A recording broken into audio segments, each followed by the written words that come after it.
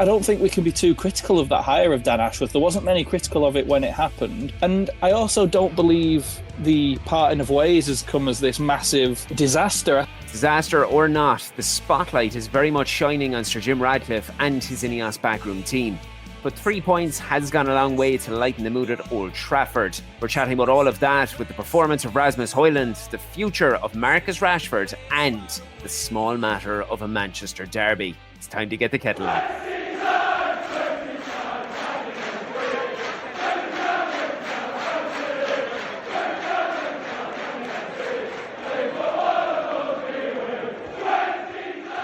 A third consecutive Europa League win has elevated Ruben Amorim's Manchester United to 7th in the new look format, undefeated in the automatic qualification places, and now only 4 points behind table-topping Lazio with 2 games to play. The 3 points supplied a welcome deviation in conversation following the departure of sporting director Dan Ashworth, and I am pleased to be joined by MARCA journalist Chris Winterburn to digest as much as we can. Chris, it's great to chat with you again, my friend. How's everything in your neck of the world?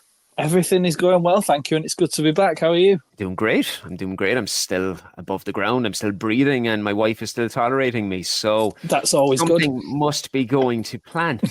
Now, we must begin, Chris, with the news that sent shockwaves throughout the club, and that was categorised as a mutual decision in the departure of Dan Ashworth from Old Trafford. Ironically, the former FA Supremo spent as long on gardening leave as he did working for Manchester United, and according to multiple reports, Sir Jim Ratcliffe led the way on the club side to begin conversations for his inevitable departure after less than 6 months in the role.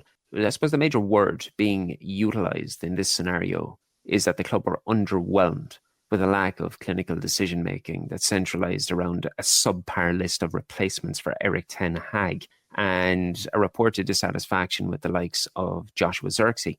Ultimately, I think I agree with the decision to sever ties early and to remove any ineffective cog at the earliest of possibilities. But when we speak about a best-in-class setup, surely the lack of due diligence in hiring this man screams of an underwhelming approach from the Ineos side.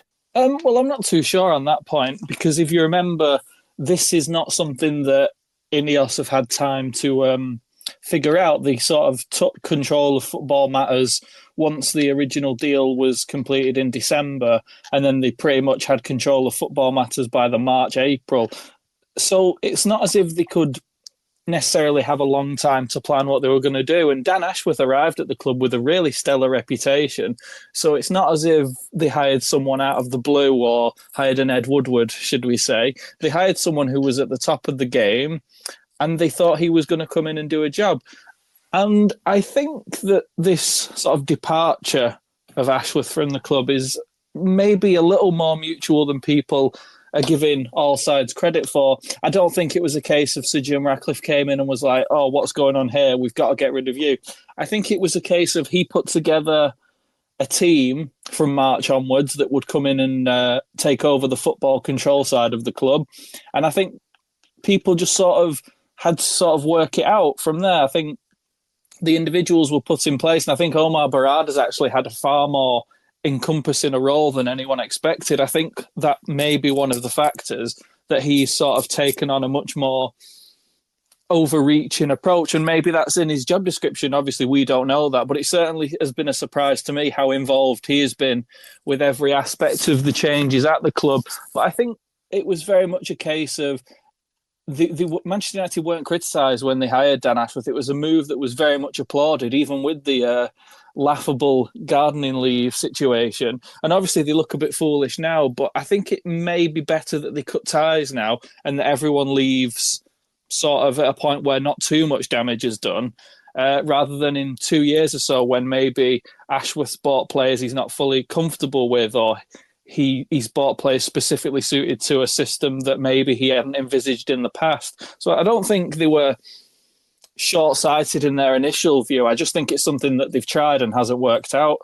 I appreciate that. Absolutely understand the parameters that they were faced with. Obviously, it was a prolonged process in trying to establish what was going to occur with the ownership and the purchase, and that is all perfectly plausible.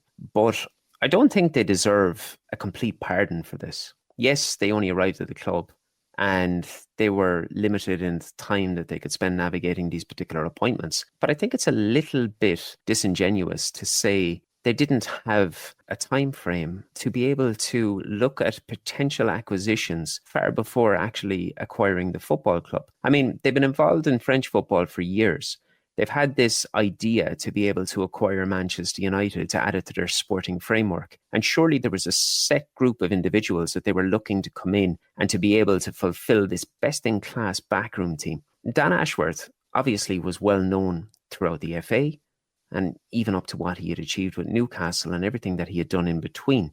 If we are looking at something, take for example Eric Ten Hag, in how Jim Radcliffe came out during the Bloomberg interview and stating that they were only working together for X amount of months, that you could count in weeks the amount of time that this group was together. What exactly occurred that could have taken Dan Ashworth from the figurehead that was paraded as the example of this new best-in-class Ineos backroom team into a world where he was no longer deemed suitable after less than 6 months at work? Was it something as straightforward, prioritising the likes of Thomas Frank, Gareth Southgate, Eddie Howe as the men to lead the Ineos revolution in Manchester? Or is it Omar Barad, as you said, leaping above or his set parameters and his role requirements to leave the Ineos officials thinking that maybe we don't need to rely on two individuals to be able to complete this, and what we can do is we can just put all our eggs in a Barada basket? Well, I think there's a number of points I need to address there. Firstly, on actually hiring Dan Ashworth, I don't think you could actually say. I mean, look at Newcastle United.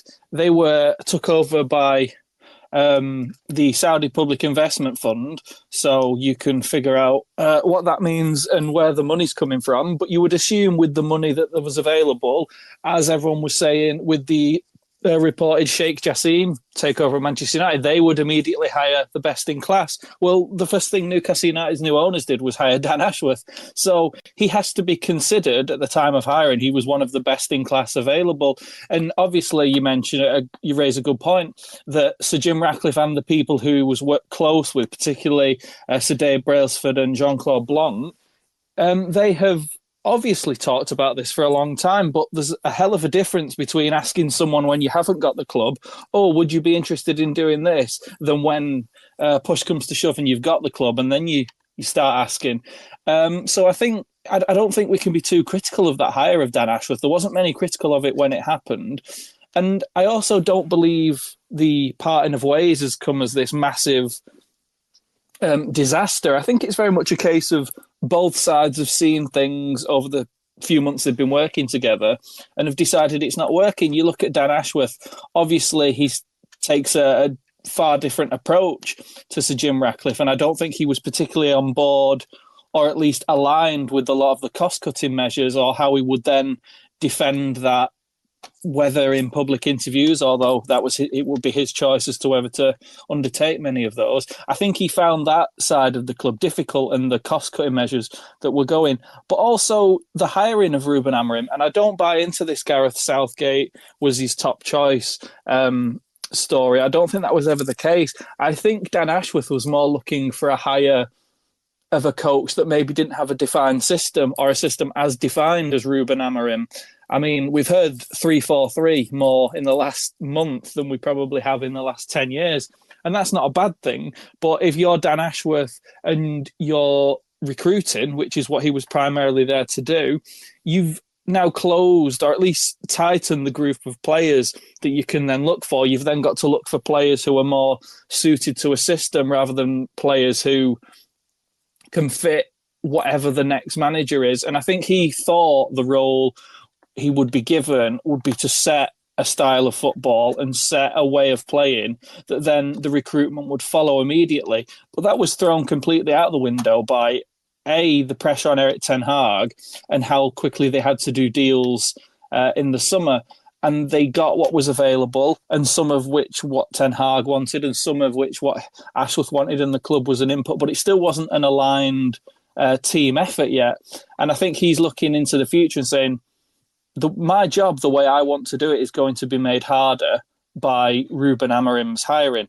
So obviously he's going to look, if I get a player who is at his absolute best in a back three, if we have to change manager, is that player going to still be worthwhile? And obviously you can then say, well, is he not a bit one-dimensional in his job? Or should you then hire a coach after that who plays 3-4-3? So I think he's looked at it and deemed that his job will be made much harder in the future. And he obviously doesn't have the power that Barada has. And him and Wilcox are working very closely together. So I think everyone was sort of comfortable with parting ways at this point, even though the optics of it, like you say, are really, really poor. I think the biggest thing, and it's the largest concern, there's just so much negativity, we'll say, within the supporter base at the moment based on a variety of decisions, everything from ticket hikes down to what is perceived as an embarrassing situation for Manchester United. Ultimately, there is now uncertainty regarding his replacement, with ample speculation about his duties being distributed to the likes of Jason Wilcox, Omar Barada, Christopher Vivell. I know Wilcox is going to assume control for a time period anyway, until the end of the season, I believe. He appears to be wasting no time in attracting the desired players into this Ineos rebuild and this system and this framework that you're discussing. We've seen the likes of 25-year-old Ederson attracting massive attention at Atalanta, and more recently 17-year-old left-back Diogo Leon all but confirmed. There's also reports that Ruud van Nistelrooy is a pretty big admirer of Victor Lindelof and might be looking at attracting the Swede to go to Leicester, and that could obviously get two birds at one stone there, given the club's desire during the summer to potentially offload several players, including Lindelof. From your end and what you're seeing, do you envisage the club being quite active in January, or do you think it'll be more so sustained towards plans in the summer? I think they'll be far more active than they have been in the past. I mean, there's almost been a sense of like a feeling, a view of disdain towards the January transfer window from Manchester United under the Glazer administration. It was almost a case of we're bigger, we're better than doing business in the January window. And you've seen how it's cost them dearly in some cases. They've missed out on players who were cheaper and have then gone on to cost a lot more, or they've not addressed an area in the squad and injuries hit and then they've had to panic and get a loan signing in. We've seen a couple of those. So I think United will be far more proactive in the months leading up to the January window. With the recruitment team that's in place as compared to there wasn't a recruitment team before the Ineos takeover. There was just a mishmash of people trying to get players in.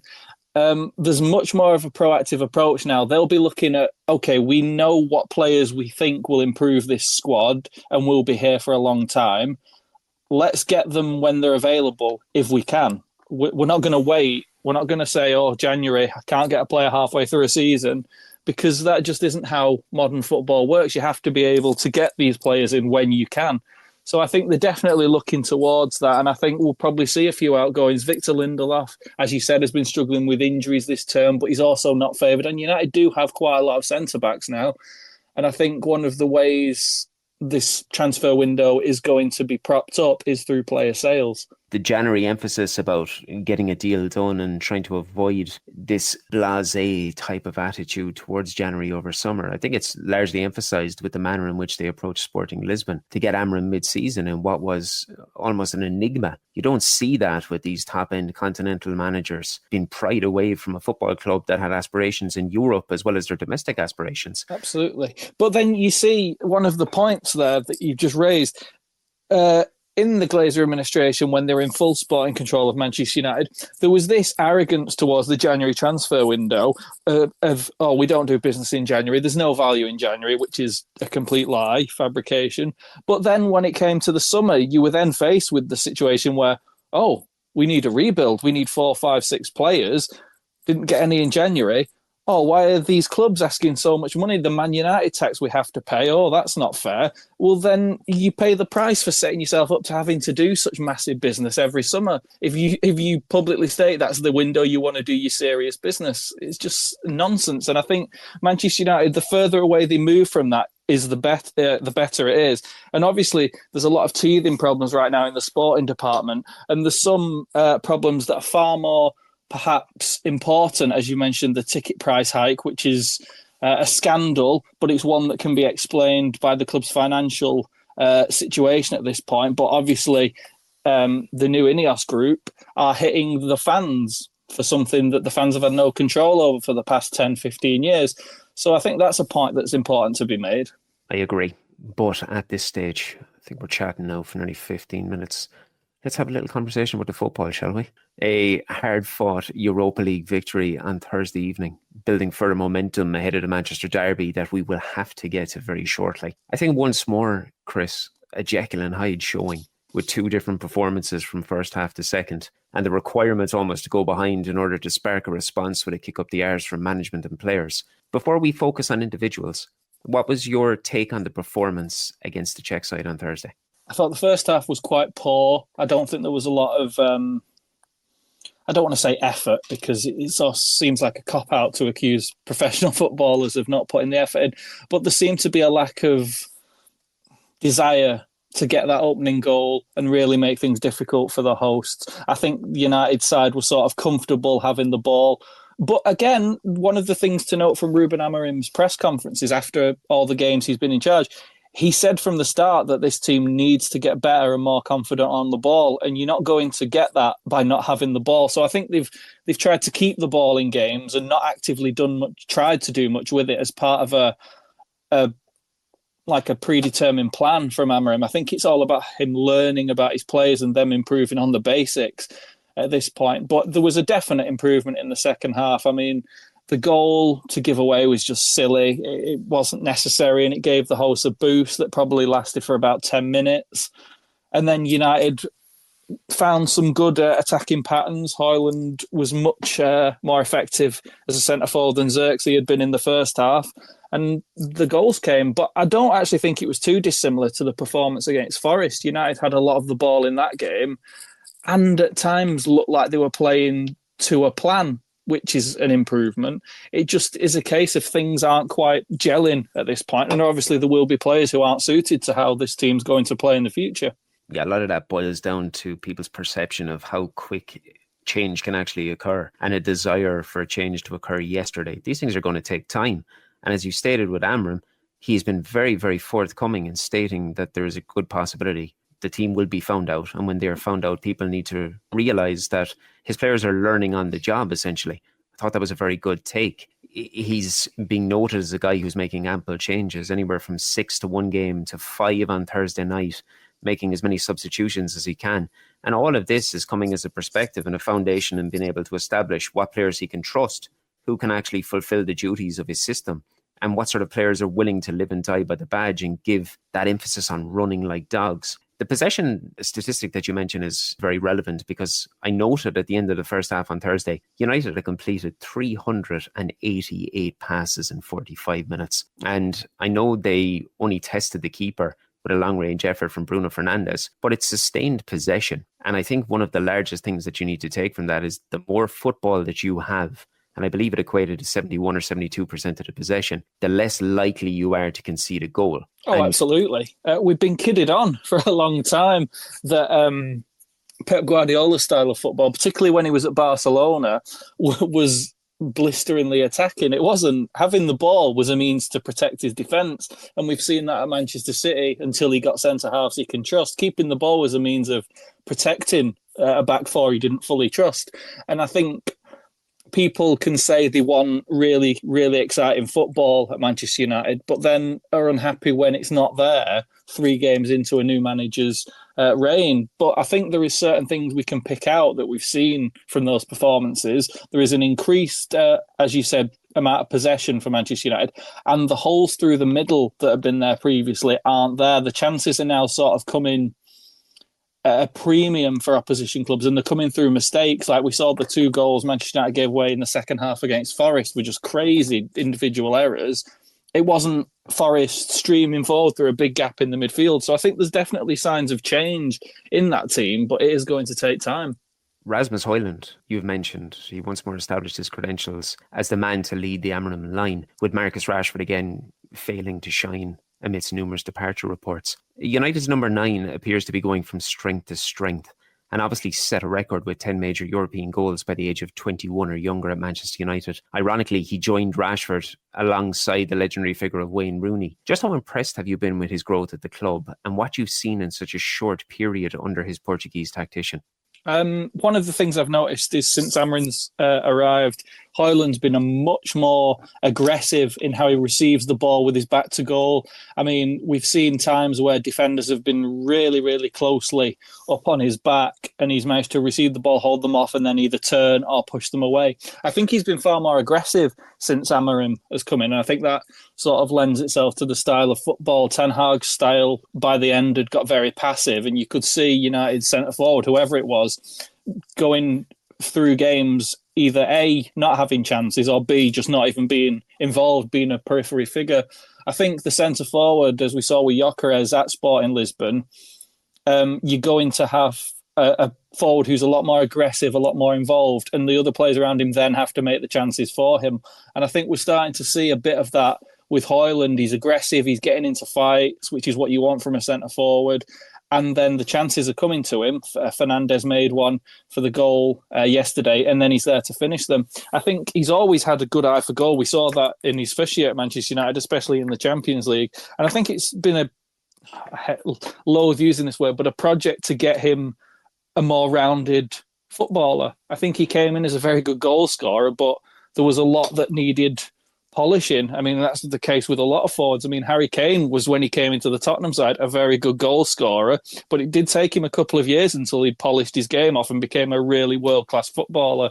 And I think that's one of the sort of processes Hojlund's undergoing at United now. I remember in an early episode of the podcast, I spoke with Phil Brown.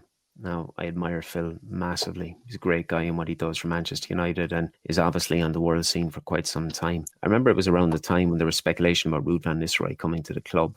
And obviously, first and foremost, one of the ideal motives that I took from this potential partnership was just how much that Van Nistelrooy was going to benefit the forward players at the club, to be able to supply that invaluable information, to spend one-on-one time in training, everything from the dark arts to how you address movement. We saw after Thursday's game, Amorim specifically made mention to how Hojlund was being perceptive regarding the information he was getting involving runs, that he's getting into the correct channels and he's making the correct runs. But further to that, what you're mentioning about the intelligence that he's showing as a centre forward, you saw it against Bodo Glimt and then you saw it on Thursday again. He doesn't need too much of an opportunity to put the ball in the back of the net. He's obviously proven as well on Thursday, taking that free kick from Bruno, that it's one touch to control, a second touch to finish. And it was the exact same with that exquisite goal that he scored against the Scandinavians at Old Trafford, with one touch to control, one touch to finish. It really, really adds further emphasis and credibility to the fact that at 21 years of age, he has all of the qualities and the technical ability and the know-how to lead this line for a decade. But then, in contrast, we saw a struggling Rashford really fail to impose himself once more, with then an inevitable social media outcry that mirrored the recent reports of the club's desire to listen to offers for the 27-year-old. I've recently composed a massive piece about his career and highlighted how Jimmy Williams previously suggested that he's a very good player who's viewed as an elite athlete based on an anomaly of a season where he overachieved his ability. How do you view that statement? And what is your feeling on Rashford and moving forward in the Northwest? Does he have a career and is there time to salvage what he has? I think the use of the word athlete there is perhaps a bit of a problem, because I think he's an elite footballer with his technical ability, but I actually think the athleticism part of it is what's let him down in the past few years. I think playing injured a lot as a young player has caught up with him. I think he's lost a burst of pace. He may have been, and something that a lot of Manchester United players did over a really condensed period, he seemed to have added muscle to an unnecessary degree, and that actually doesn't help. I think at this elite level, I think you can sort of bulk up too much, makes you heavier, slows you down. I think his body has sort of started to catch up with all those things. Does he have a career at Manchester United? Absolutely. I mean, I put this out on social media the other day. It's very difficult to pick a player since Alex Ferguson retired who's had a better Manchester United career than Marcus Rashford. But obviously, a lot of people don't see what's gone before. They look at the now and the future. He's playing poorly now. He's not been great this season, although he has got goals and assists this season, and on most occasions after that has then not started the next game. So that must be frustrating for him. I think there's a lot of pressure on him from social media, and I know he'd like to say he doesn't pay any attention to it, but it's inevitable that he does. He's a scapegoat for a lot of people, which is problematic, but also nothing new with Manchester United. I can remember the years when John O'Shea was seen and Darren Fletcher was seen as a player that, oh no, he's in the side, oh, we're going to struggle. And then they'd play well within the role they were given. I think Rashford probably needs a bit more character, charisma about him. I think he needs to show a bit more on the pitch. But a lot of people are criticising him. He's still going out on the pitch every week. He's still putting in those sort of minutes. He's still going out onto the pitch. He's not hiding, even if he's not playing well. And I think people are being a little unfair on him. But of course, his production isn't that of an elite footballer at the moment. But then whose is at Manchester United? I think there's obviously a decision to make regarding his future because of his market value, his age. And Manchester United are going to have to start making difficult decisions. The money is gone. It's dried up. It's not there anymore. There's going to have to be players moved on to fund players that are going to be there for a longer time. And whilst it's not exactly what you'd want, if Marcus Rashford can find somewhere where it'd be a fresh start for him, a start under less pressure, it might suit everyone. But from a football perspective, I don't think there can be any questioning Rashford's ability. His form is poor at the moment, but I think they've still shown flashes of his talent this season. Am I allowed to get nerdy here, Chris? Go on, I'll allow it. As I said, I composed a massive piece on this, so it's very fresh in my mind. He's now obviously in his 10th season, has predominantly featured as a left winger, but he has been trialled multiple times through the middle because there's these aspirations that this local boy with such scintillating pace has the ability to be able to terrorise and get multiple goals. When you look at his career as a whole at Manchester United, I made the point in stating that the most competitive competition that he has played in on a perennial basis because of the club's ups and downs has been the Premier League. I think that's fair to say. Yeah. And when you take the Premier League and his performances throughout his entire career, on 2 occasions, he's hit 17 Premier League goals. That's astonishing. It's a fantastic figure. However, I do want to look at it on the basis, because as I was making a point, since 2021, he's provided 42 goal contributions in 108 league appearances. And he's got one coming every 176 minutes of football played. Now, that's fantastic. 42 goal contributions in 108 league appearances is very, very good. But his most profitable campaign in 22-23 actually accounted for 52% of his output during this period. And when you factor the other 3 seasons into this, 4 goals in 21-22, 7 in 23-24, and he's currently on 4 goals and an assist from 15 appearances this season. There was a pretty passionate debate, as per usual, between Gary Neville and Jamie Carragher about the player and how he was going to be in moving forward.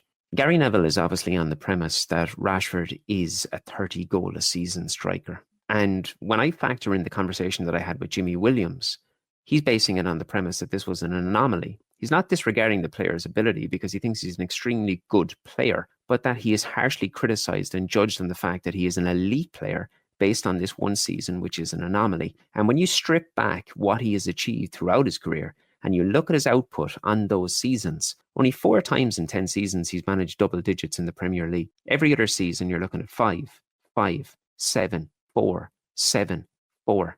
Gary Neville states that this is a guy that you can build a very, very strong attacking unit around, whereas Jamie Carragher is stating that this is an individual on over £300,000 a week at Manchester United. And if he is your most senior profitable striker, that you're never going to achieve success in the Premier League and the Champions League. Do you think that there's any credibility behind that particular statement when you factor how he achieves on a perennial basis on average?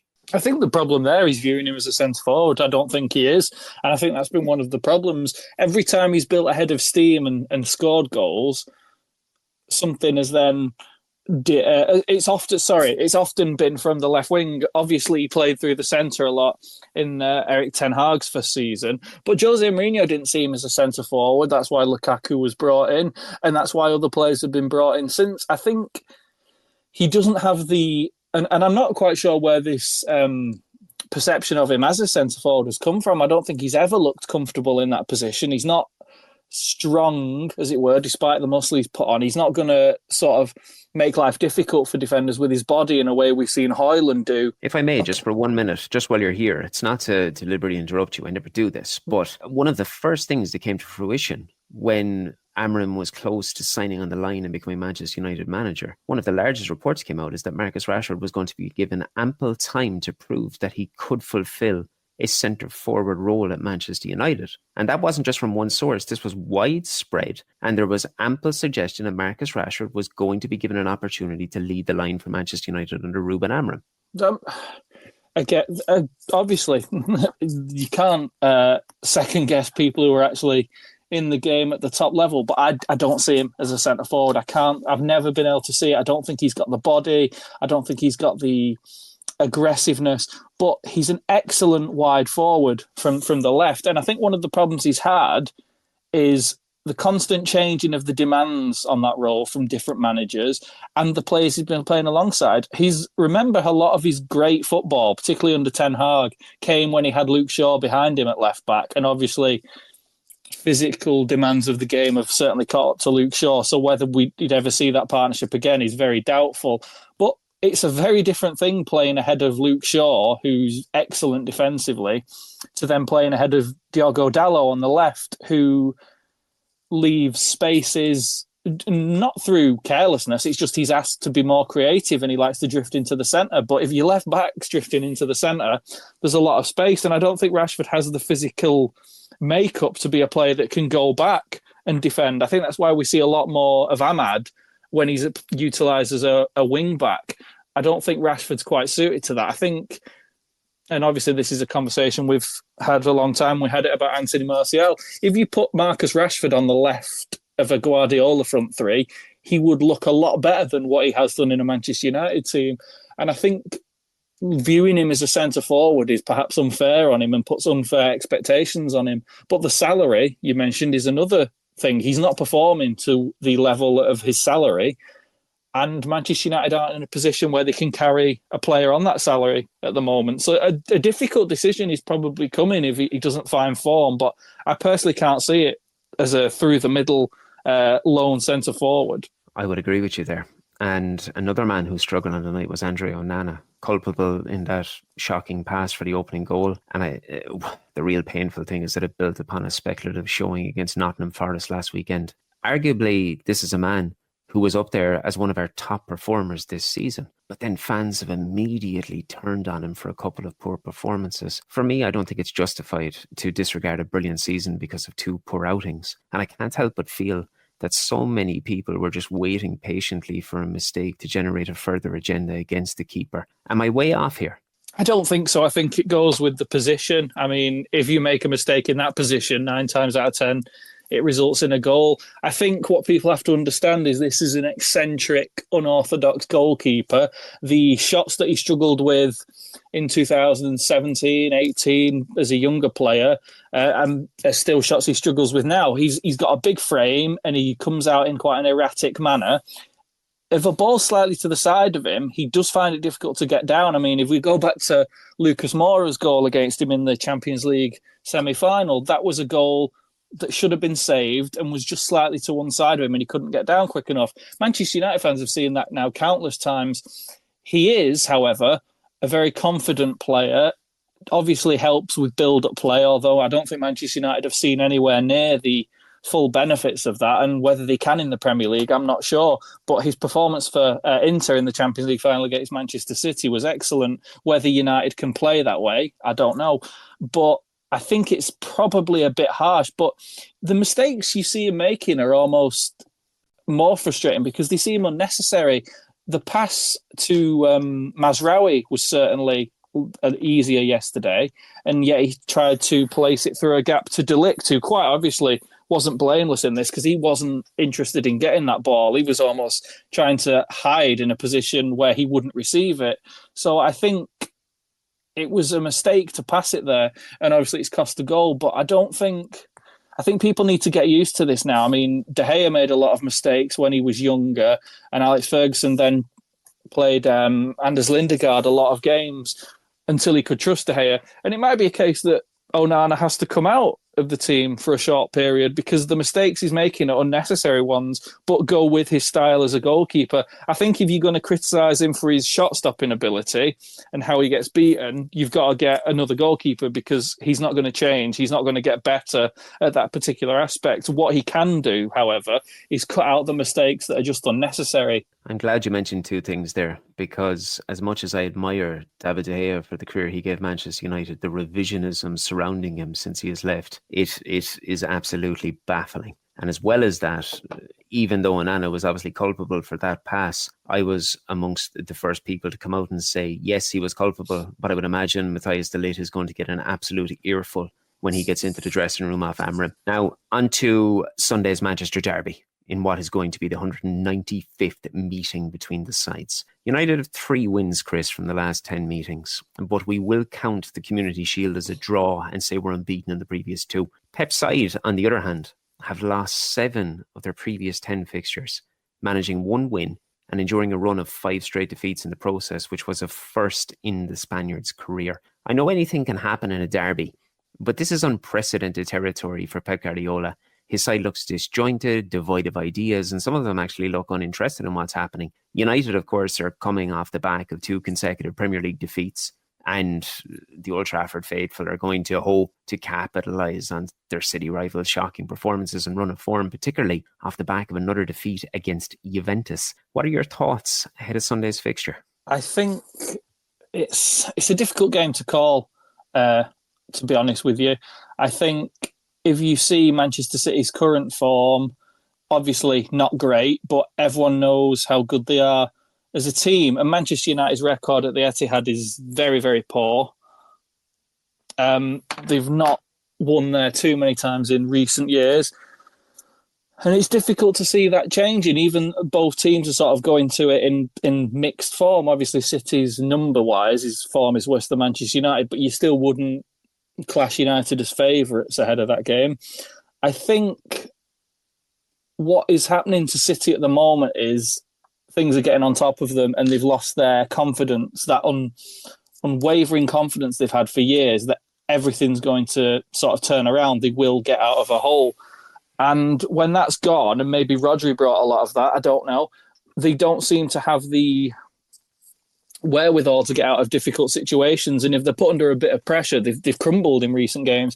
It's just a case of whether United at this early infancy of Amorim's tenure can actually find a way of putting them under that pressure. I think at this point it'll probably be quite similar to the Arsenal game, that Manchester United will try and keep the ball, defend strongly, and force the opponents out wide, rather than sort of allowing them to do anything through the middle. So I think it's probably going to be a harder game than people anticipate. I don't think it's going to be this add-in to City's misery that a lot of people think it will be. Oh, God, no. God, no. I think anybody who's thinking that Manchester United are going to go there and they're going to have it all their own way, they're deluded. City are playing terrible, yes, but City will not want to lose to Manchester United. That said, there is obviously never been a better time for Manchester United to go there under Pep's reign. Oh, absolutely. If they can find a way to put Manchester City under pressure early on and make them sort of worry about the match, like a lot of teams have done to United in recent years, there is a potential for real success there. But it's difficult to see this team having the capability and the characteristics to take the front foot and put Manchester City under pressure. I tell you what, though, Chris, the momentum from a potential win against them absolutely play massive part in this side going on and actually having somewhat of a decent season. And the optics as well, because Manchester United have an awful record away to teams in the top 6 in recent years.